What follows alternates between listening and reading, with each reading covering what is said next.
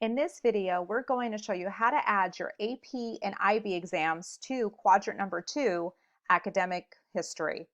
Now, in this application, you're actually going to be putting those exam scores in two different places. The first place is in the college coursework section in your first semester of college.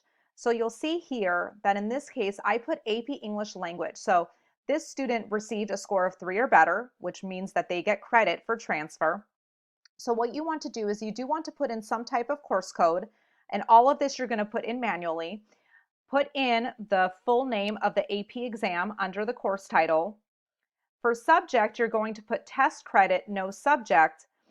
And then where the units are, these are going to vary depending on the exam. So either you can check the college catalog to find what those units are, or you can always check in with a counselor and we can let you know how many units you receive. For the grade, you want to put in CR because you're not actually earning a letter grade for the exam. And you want to make sure that you check the transferable box since you are earning transferable credit. And you want to make sure those are going towards your 60 units.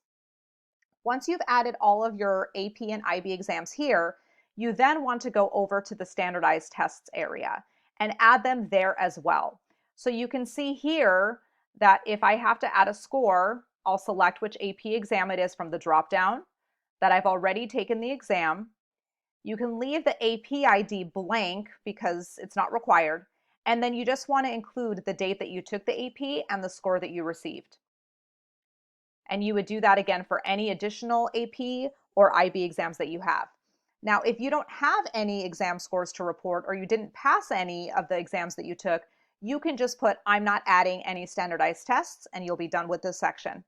And there you have it. That's all there is to it.